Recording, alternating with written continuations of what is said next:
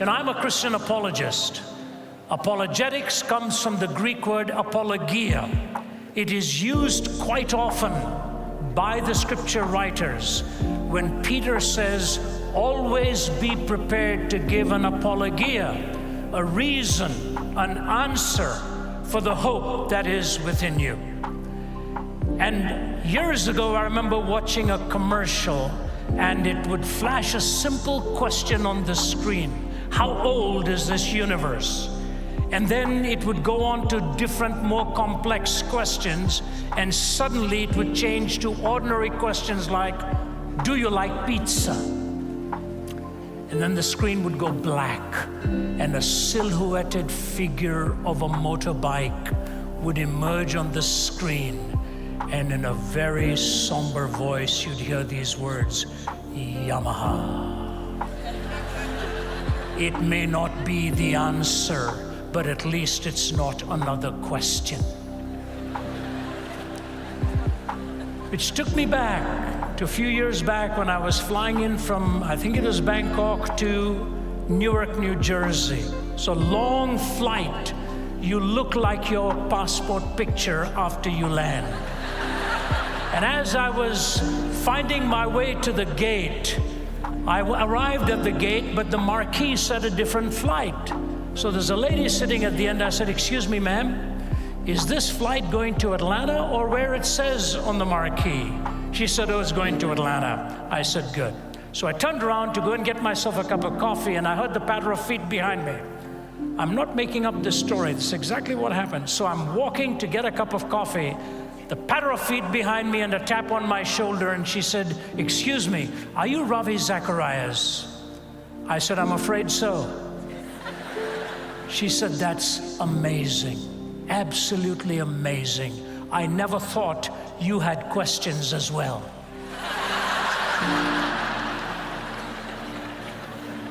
When you're flying, you have a lot of questions. In fact, my journey to Christ began with a series of questions. I was only a teenager in the 1960s growing up in India, living in the city of New Delhi.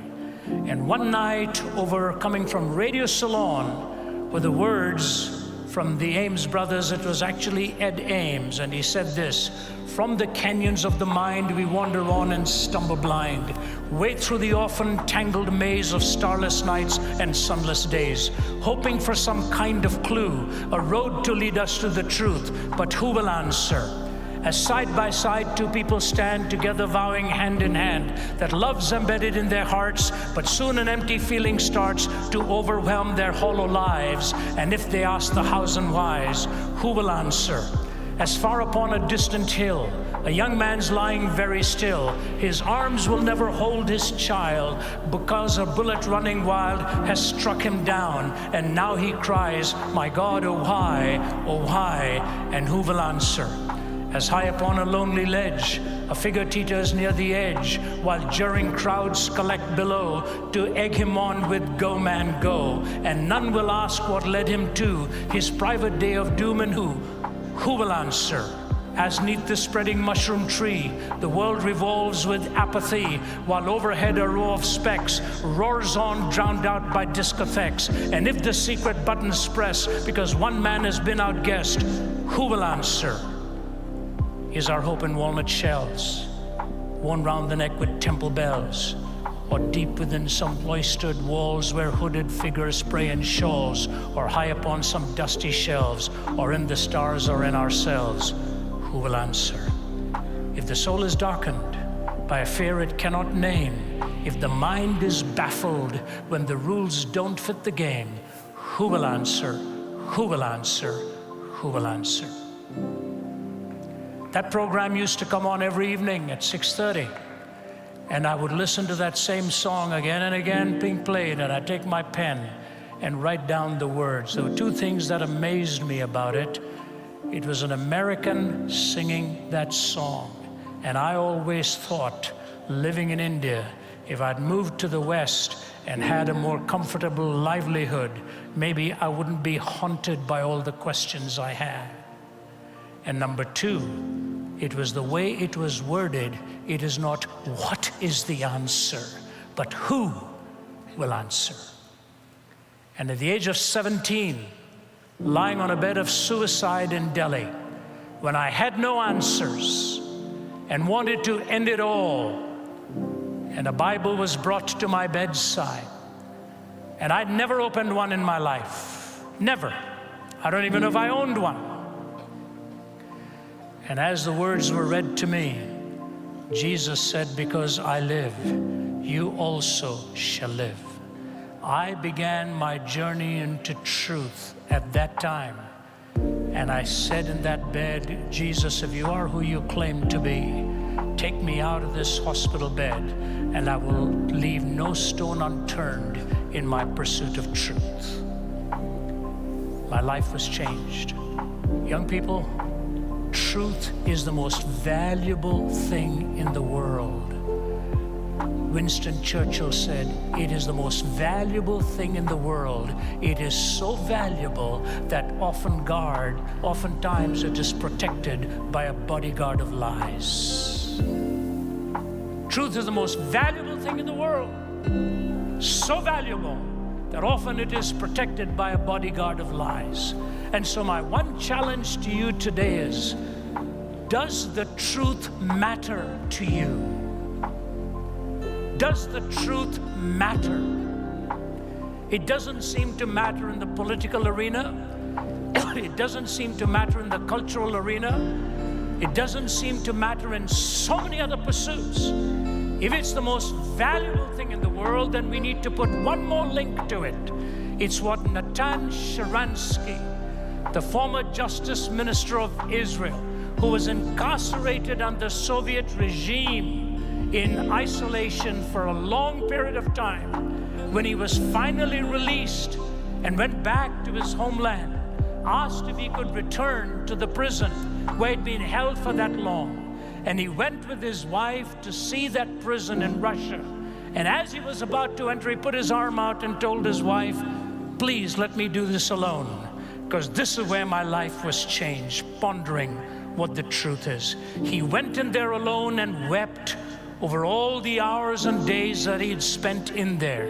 When he came out, he asked for a bouquet of flowers that he could lay at the grave of Andrei Sakharov, the physicist who gave the former Soviets the atomic bomb. And as he laid the flowers on the grave of Sakharov, a battery of microphones was waiting in front of him, and he was asked why. He said this. He said, Mr. Sakharov, who gave you the atomic bomb, made this comment before he died. He said, I always thought that the most powerful weapon in the world was the bomb. He said, I've changed my mind. The most powerful weapon in the world is not the bomb. The most powerful weapon in the world is the truth. And so here you have it. It's the most valuable thing in the world. It's the most powerful weapon in the world. And when Jesus says, I'm the way, the truth, and the life, no one comes unto the Father except through me. And when you look at the story of Jesus' encounter with Pilate in John 18, Pilate asks him the most important question he could have ever asked. He said, what is truth? And walked away. Imagine that. Imagine that. Standing in front of him who claimed to be the way, the truth, and the life. And Jesus had said to him, they that are on the side of truth, listen to me. And so to you this afternoon, I want to present a message within the time that I have allocated here. And the message is, why do I believe Jesus Christ to be the way, the truth, and the life? I have written a lot on this subject. I've written a book on this called Jesus Among Other Gods. I've written one called Why Jesus. None of that material am I bringing to you here today. I'm just taking some existentially relevant ideas that I hope will form the impetus within your life to carry this message everywhere you go. You see, truth is generally measured, tell us the philosophers, in three ways: logical consistency, empirical adequacy, and experiential relevance. Is what you are saying logically consistent? Is it empirically verifiable?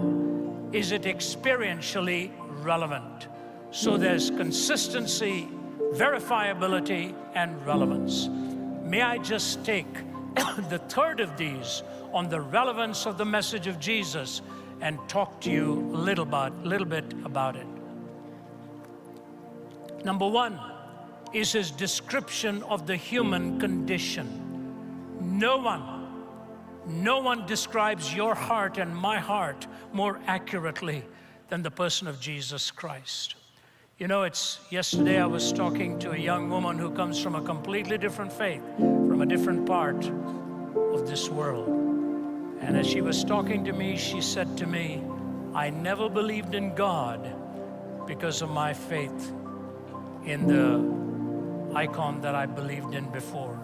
She said, now all of a sudden in following Jesus Christ, I have seen my heart in a way I have never seen it before. You see, ladies and gentlemen, the problem of evil is not so much that it's so pervasive and so strong out there, but the fact that it is deep inside your heart and mine too. Viktor Frankl, who served twice in Auschwitz as a prisoner, says this: if we present man with a concept of man which is not true, we may well corrupt him. When we present him as an automaton of human reflexes, as a mind machine, as a bundle of instincts, as a pawn of drives and reactions, as a mere product of heredity and environment, we will feed the nihilism to which he is already prone. I became acquainted with the last stage of corruption in my second concentration camp, Auschwitz. The gas chambers of Auschwitz were the ultimate consequence of the theory that man is nothing but the product of heredity and environment, or as the Nazis like to say, of blood and soil. Listen to the statement now.